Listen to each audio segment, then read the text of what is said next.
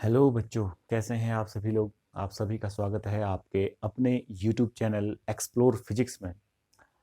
तो आज हम लेक्चर नंबर 11 पढ़ने वाले हैं। तो बेसिकली अभी तक हम लोगों ने कूलॉम लॉ देखा था और उससे पहले चार्ज देखा था, उसकी प्रॉपर्टीज देखी थी और उससे संबंधित उससे रिलेटेड न्यूमेरिकल्स देखे थे। तो आज का जो चैप्टर है, चैप्टर का वही पोर्शन है, बट अब थोड़ा सा हमें कूलॉम लॉ जो हमने पढ़ दिया है, now Coulomb law in term of continuous charge distribution हम पढ़ना चाहते हैं, यानी कि कूलॉम लॉ को कैसे इस्तेमाल करेंगे हम कंटिन्यूस चार्ज डिस्ट्रीब्यूशन में।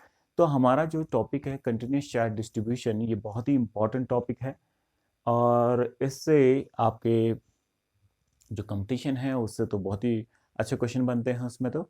लेकिन अभी हमारा जो है, तो क्योंकि हम बोर्ड का भी देख रहे हैं तो पहले हम इसके कंसेप्ट को समझते हैं, क्योंकि हमारे सीबीएसई बोर्ड में भी इस कंसेप्ट को रखा गया है।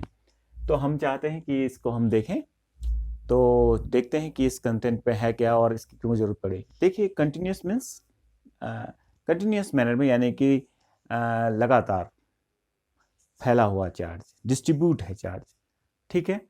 और जाहिर सी बात है, चार्ज डिस्ट्रीब्यूट होगा तो कैसे कैसे डिस्ट्रीब्यूट हो सकता है, ठीक है। ये अब हम सोचते हैं। आपने देखा होगा, आप जो है, देखो मैं एक बात बोलना चाहता हूँ यहाँ पे आप सब सभी लोगों से। आप अपने लॉजिकल ब्रेन को इस्तेमाल कीजिए।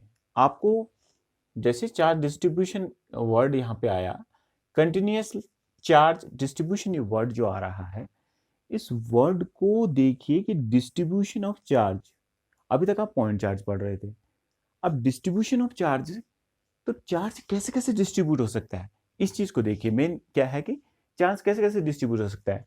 तो आपने देखा होगा, अभी तक जो भी आपने ऑब्जेक्ट देखे होंगे, 12th में आप पढ़ रहे हैं या आप नीट की तैयारी कर रहे हैं या जेई की तैयारी कर रहे हैं, जो किसी की भी तैयारी कर रहे हो, तो आपने देखा होगा अपने अगल बगल या बहुत सारे ऑब्जेक्ट्स को देखा होगा। तो आपने, जाहिर सी बात है, तीन ही टाइप के ऑब्जेक्ट देखे होंगे, या तो आपने लंबे ऑब्जेक्ट देखे होंगे, या फिर किसी के पास सरफेस होगा, सरफेस वाले ऑब्जेक्ट्स को देखे होंगे, या फिर किसी के पास वॉल्यूम होगा, ठीक है।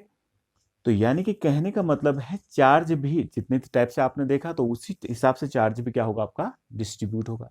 यदि चार्ज जो है लाइन में, एक लाइन में, एक पतली सी तार में डिस्ट्रीब्यूट हो जाए, then this distribution is called linear charge density, linear charge distribution, ठीक है।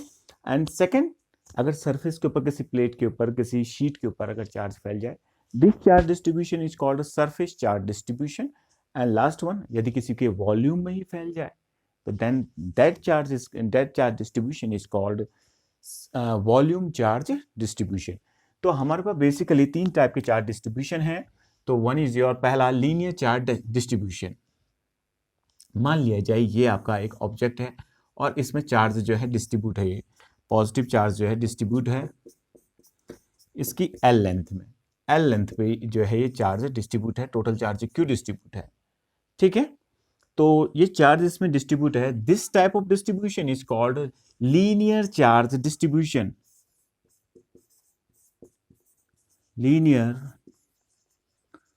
चार्ज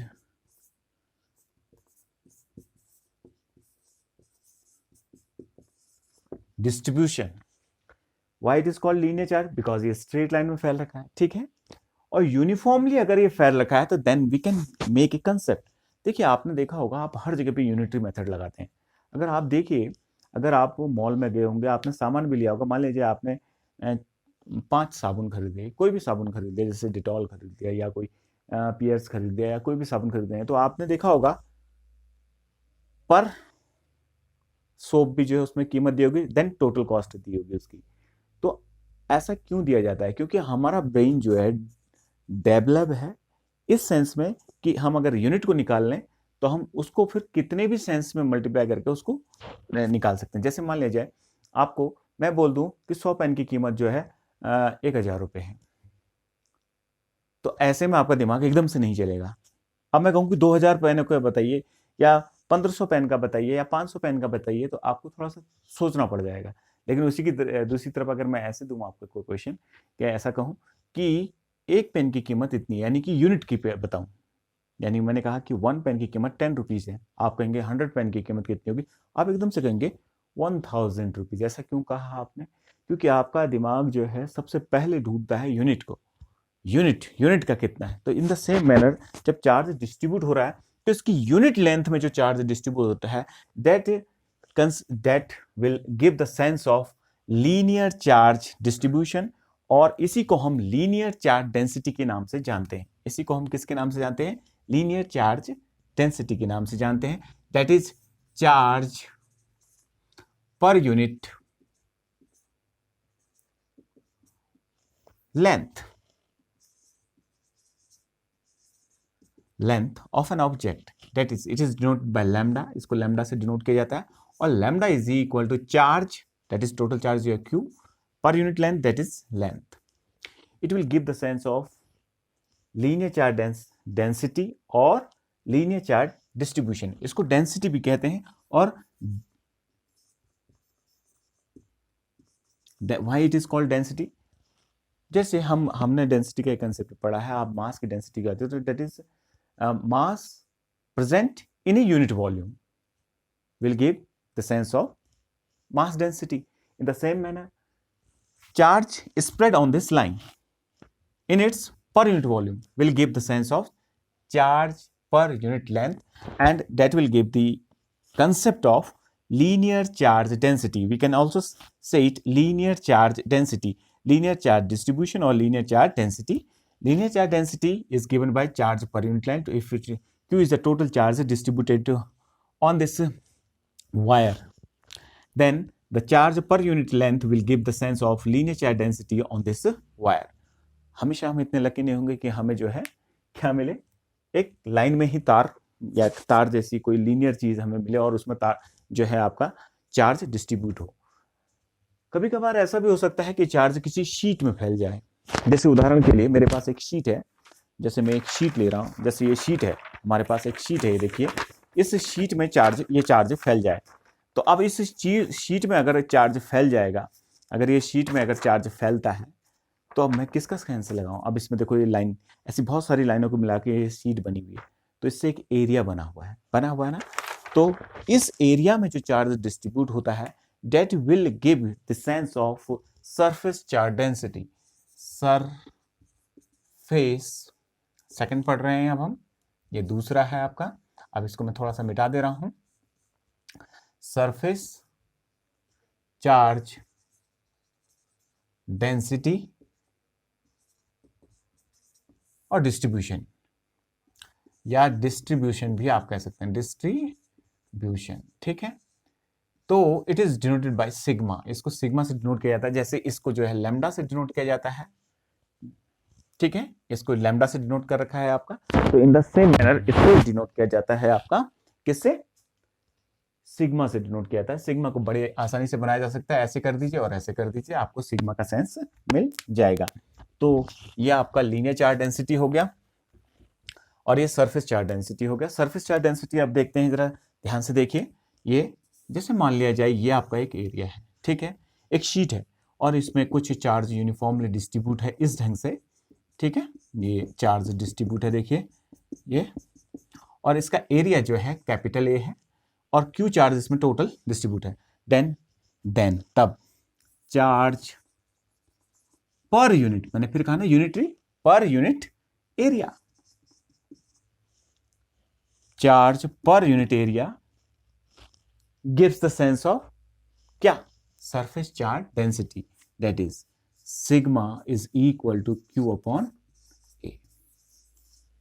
इसकी यूनिट क्या होगी भाई? कूलम पर metre square, because the unit of charge is your coulomb, unit of area is your length into length, that is metre square. और linear charge density की कितनी हो जाएगी? चार्ज पर यूनिट लेंथ मीटर, यानी कि कूलम पर मीटर, ठीक है, ये आ गया। तो ये आपका सरफेस चार्ज, जब हम आपको कोई सतह वाली चीज दे देंगे, सरफेस वाली चीज दे देंगे, देन हम इसका कंसेप्ट लगाएंगे, अगर कोई ऐसा डिस्ट्रीब्यूशन आपने कहीं देखा तो, ठीक है। अब एक और कंसेप्ट देख रहे हैं, देखिए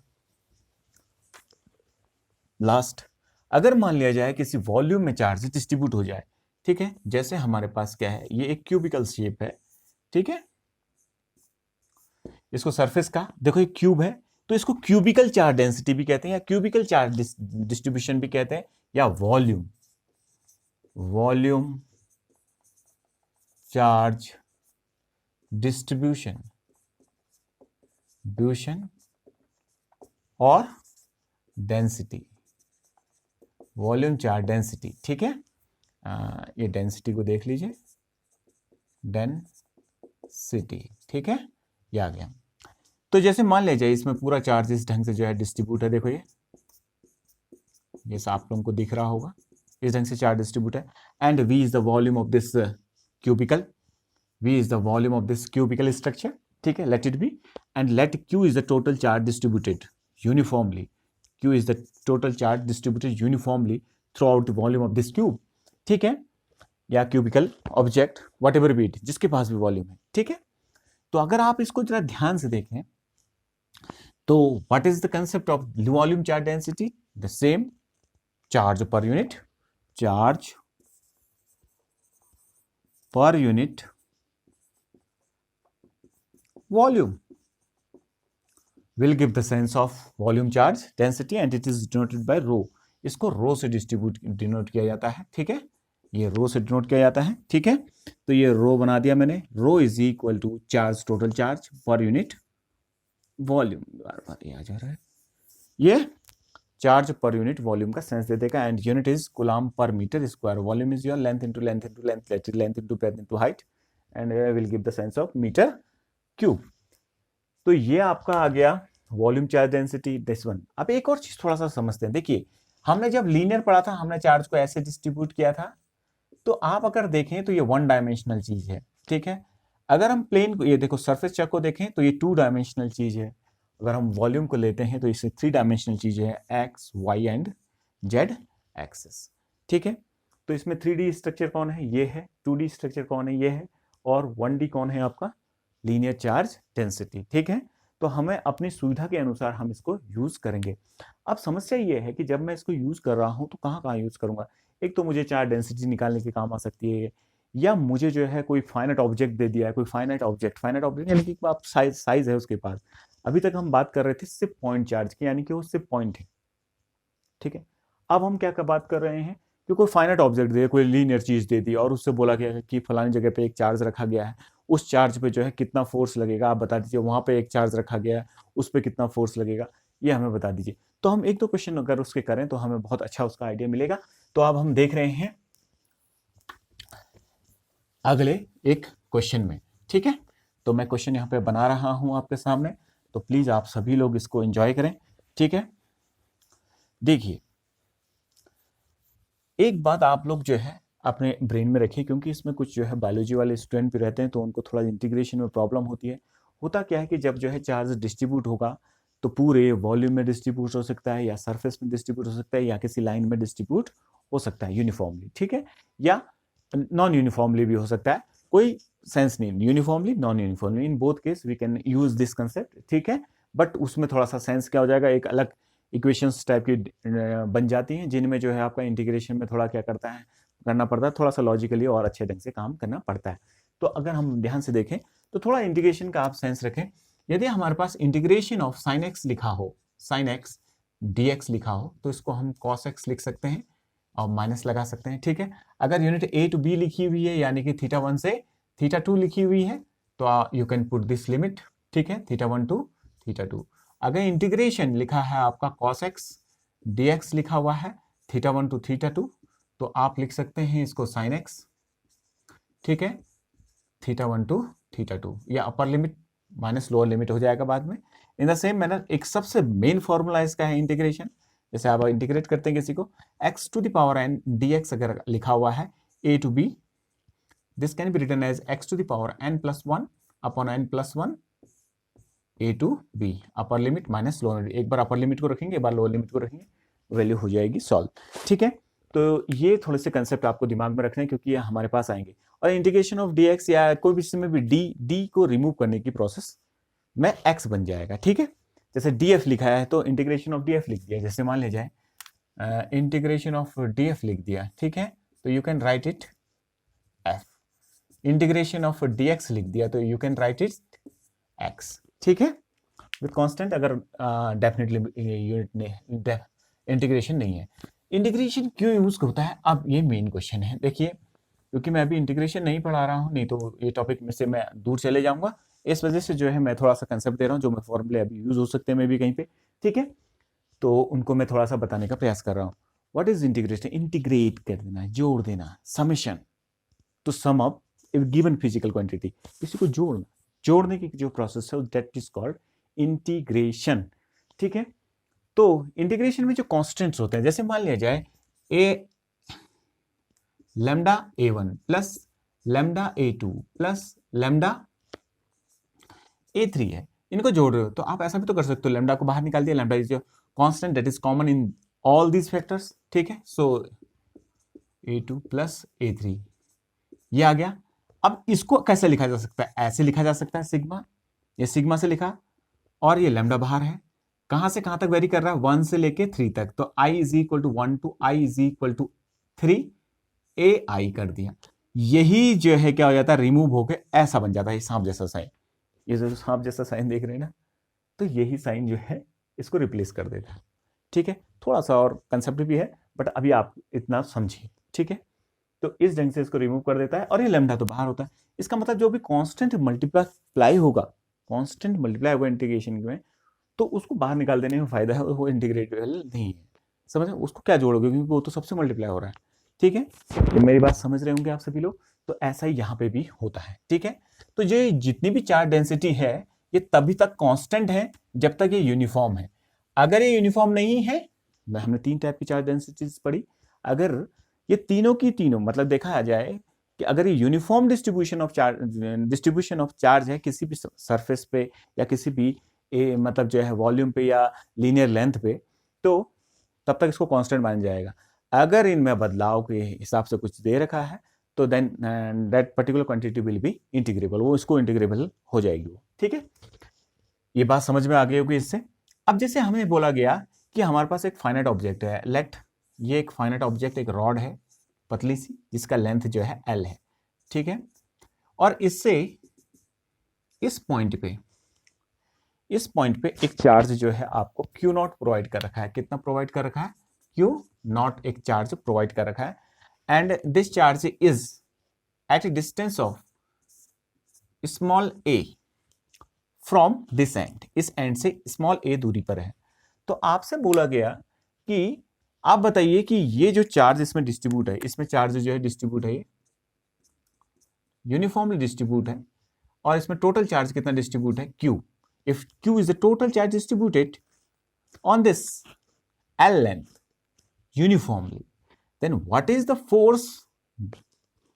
force experienced by this charge by this? इससे इस पे कितना फोर्स लगेगा? अब देखिए एक बात तो क्लियर है कि ये भी पॉजिटिव है, ये भी पॉजिटिव है, तो फोर्स तो वो नेट फोर्स इसी दिशा में होगा, रिपल्सिव होगा, ठीक है। अगर ये पूरे चार्ज को मैं एक मान लेता हूं, सेंटर ऑफ मास के कंसेप्ट से करते हैं, देखते हैं भैया कैसा होता है। देखिए सेंटर ऑफ मास के कंसेप्ट से करते हैं, तो ये दूरी कितनी है आपकी? a है, ये L/2 है। तो चार्ज का जो दो चार्जों के बीच में जो फोर्स लगता है, एक Q1 है, एक Q2 है, लेट इट बी, ठीक है। और हमने जो कूलाम का लॉ है, ये पॉइंट चार्जेस हैं, तो पॉइंट चार्जेस पे अगर हम जो है कंसेप्ट लगाते हैं तो कितना होता है? 1/4 pi epsilon not charge of 1 Q1 charge of 2 upon distance between, square of the distance between them, ये हो गया, ठीक है। अब ये पॉइंट नहीं है, लेकिन हमारे दिमाग में जो 11th क्लास है उसमें हमने सेंटर ऑफ मास का कंसेप्ट पढ़ा था, तो हम सेंटर ऑफ चार्ज के कंसेप्ट से करते हैं। Let the whole charge is concentrated at this point, ठीक है ना। Then this mid point is at a distance, कितनी दूरी पे हो जाएगा भाई? ये L/2 है, ठीक है, और ये a है। तो इस हिसाब से ये पूरा पॉइंट मान लिया मैंने यहाँ पे, और ये Q नॉट है, तो कितना फोर्स लगेगा? देखो F इज इक्वल टू ऐसा होना चाहिए 1/4 pi epsilon not Q not upon distance between them, that is L/2 plus Q not, sorry a का होल स्क्वायर, ये आ गया। लेकिन हम ऐसा नहीं कर सकते। क्यों नहीं कर सकते? क्योंकि सेंटर ऑफ मास का कोई कंसेप्ट नहीं होता, उसके बहुत सारे रीजन है।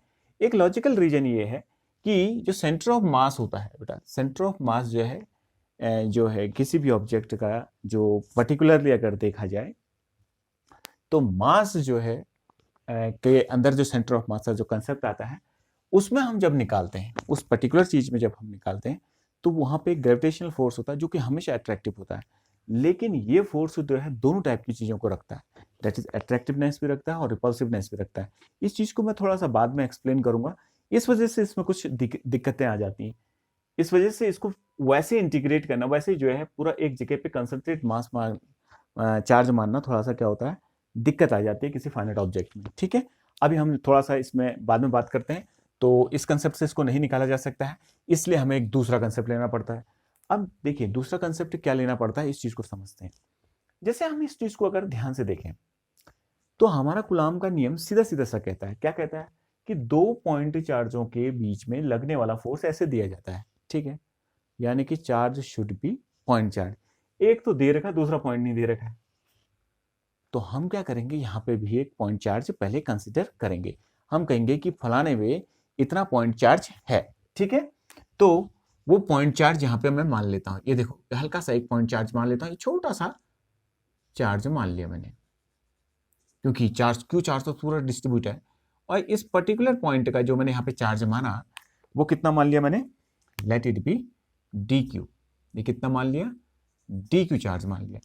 और इसकी दूरी, इस पर्टिकुलर की दूरी यहां से कुछ तो रही होगी भाई, लेट इट बी एक्स, इतना हो गया। और ये छोटी सी लेंथ जो है क्या है आपकी, डी एक्स है, और ये क्या है आपका एक्स है, इतनी दूरी पर। तो the small force given by this charge to this charge is given by, वो छोटा सा फोर्स होगा भाई df। वो df कैसा नजर आएगा, अगर आप ध्यान से देखें इसके अकॉर्डिंग ही लगेगा वो, क्योंकि हमने कहा, मैं क्या कह रहा हूं आपसे, कोई भी नई चीज का जो विकास डेवलपमेंट होता है वो पुरानी चीज के बेस पे होगा, उसी के कंसेप्ट को लगाया जाएगा। इससे अगर इसका कंसेप्ट निकालना है तो ये तो वैसे ही लगेगा पॉइंट चार्ज। तो पॉइंट चार्ज के कंसेप्ट से हमने क्या किया, नए कंसेप्ट को क्या कर रहे हैं, डेवलप करेंगे। देखो अब कैसे कर रहा हूं मैं, यहाँ पे छोटा सा चार्ज ले लिया, इससे कितना फोर्स लग रहा है, देखिए जो 1/4 पाई एप्सिलॉन नॉट है, इसको मैं थोड़ी देर के लिए के मान लेता हूँ, क्योंकि बार बार लिखना पड़ता है, तो इक्वल टू के मान लिया। तो मैंने इसको क्या मान लिया, के times charge of this that is charge of Q naught d q upon, कितना हो गया भाई, upon distance between them that is x square. ये तो सभी को क्लियर होगा। ठीक है, अब देखिए अगर मुझे पूरा जो है क्या करना है, पूरे फोर्स को निकालना है, तो we have to integrate this equation. अब इंटीग्रेट करूंगा तो किसको किसको करूंगा, इंटीग्रेशन में एक बड़ी प्रॉब्लम है बेटा, इंटीग्रेट जब भी कभी करो तो कांस्टेंट हो तो बड़ा मजे की बात है, लेकिन जैसे वेरिएबल मिल जाए तो दिक्कत हो जाती है। कैसे हो जाती है, देखो अगर मैं डी क्यू यहाँ का लेता हूं तो ठीक है, यहाँ का लेता हूं तो एक्स चेंज हो जाएगा, यानी कि डी क्यू तो बार बार मुझे जोड़ना है, इसको तो लेना ही लेना है, साथ ही साथ जो है ना ये भी चल रहा है। देखो डी क्यू बार बार ऐड होगा तो डी क्यू की वैल्यू चेंज होती चली जाएगी, यानी कि यहाँ से यहाँ तक चेंज होती चली जाएगी। यहाँ पे वाला डी क्यू यहाँ के बने, यहाँ पे यहाँ पे यहाँ पे यहाँ पे, और जब मैं जैसे जैसे डी क्यू को यहाँ यहाँ बढ़ाते जा रहा हूँ या यहाँ यहाँ लेते जा रहा हूँ, तो ये एक्स भी क्या हो रहा है, चेंज हो रहा है। तो जो चेंज करने वाले जो वेरिएबल होते हैं वो बड़े प्रॉब्लम क्रिएट करते हैं। तो सबसे पहले इस डी क्यू का ही इलाज किया जाए। ठीक है, तो इस डी क्यू का इलाज कैसे करेंगे, इसमें टोटल चार्ज डिस्ट्रीब्यूशन कितना है आपका, क्यू है, इतना तो सबको समझ में आ रहा है। तो अब देखिए जरा, अब मैं अभी कंसेप्ट डेवलप कर रहा हूं, ध्यान से देखिए जरा, बड़ा इंटरेस्टिंग होने वाला है अभी का ये लेक्चर। तो देखिए कैसे निकाल रहा हूं मैं आपका।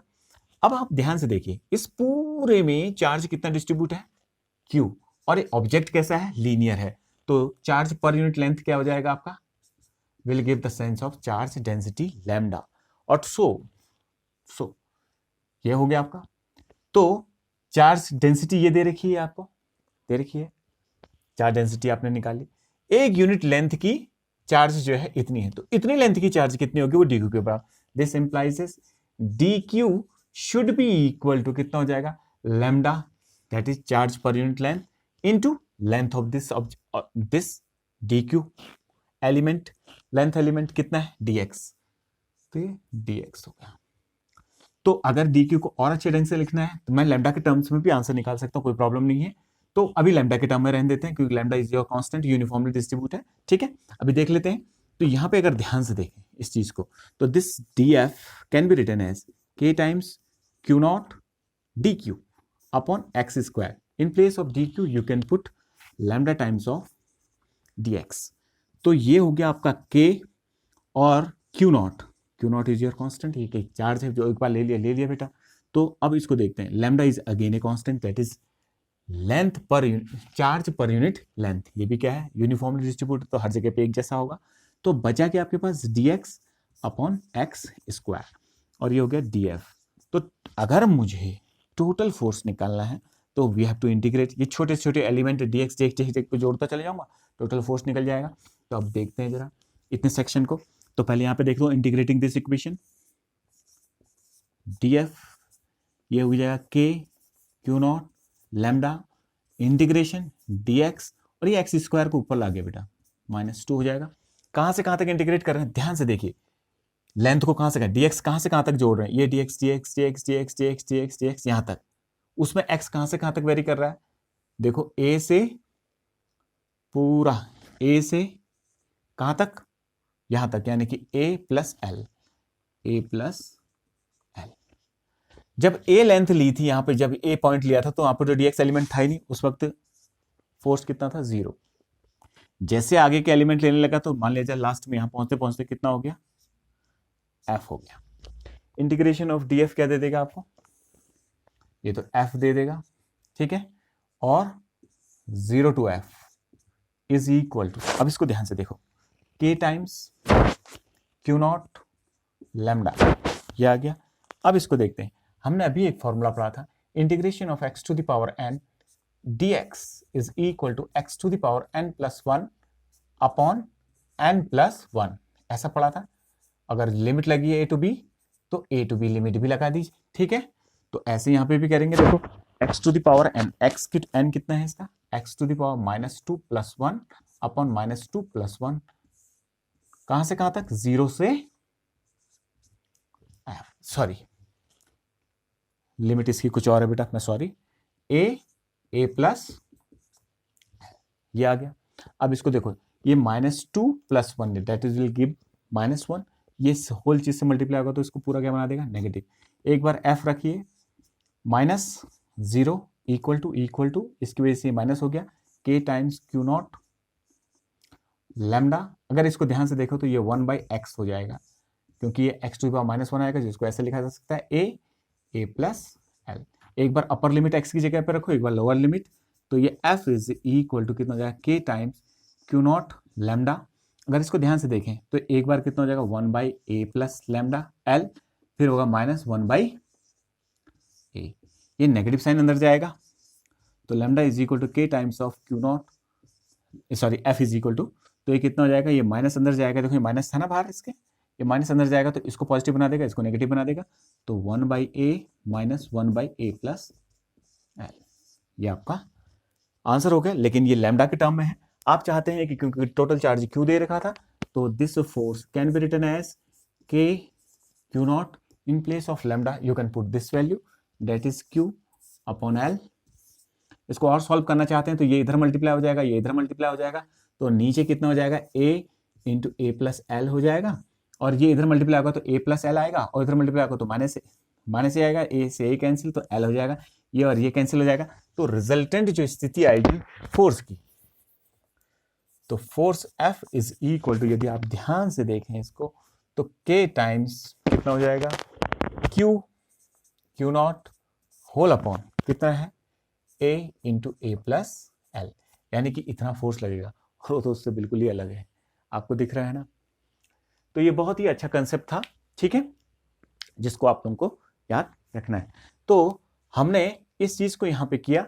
अब हम कंटिन्यूस चार्ज डिस्ट्रीब्यूशन पे अब फर्दर जो है नेक्स्ट लेक्चर में कुछ और चीजें भी देखेंगे। तो आज के लिए इतना ही, और इन चीजों को आप देखिए, और इससे संबंधित अभी न्यूमेरिकल, इससे रिलेटेड न्यूमेरिकल अभी हम करेंगे। तो आप बने रहिए, देखते रहिए, बार बार देखिए इनको, ठीक है। मैं आपसे ये नहीं कहता कि आप यार इसको मैं इन्वॉल्व, मतलब जो है किसी, मतलब जैसे कहते हैं कि लोग बात सोचते हैं कि यार मैं पढ़ा रहा हूँ, मैं सिर्फ अपना शौक पूरा कर रहा हूँ बेटा। तो आप लोग क्या करिए, इसको पढ़िए, देखिए, ठीक है, और देखते जाइए, देन ये आपको ज़रूर आएगा। और बहुत इंटरेस्टिंग मैं बना दूंगा इस पूरे लेक्चर को, आने वाले समय में बहुत ही ज़बरदस्त आपको इन्फॉर्मेशन मिलेंगी। तो कीप इट अप, तो आप बने रहिए बस चैनल में, ठीक है। ओके, बाय, टेक केयर, और स्टडी करते रहिए, ठीक है।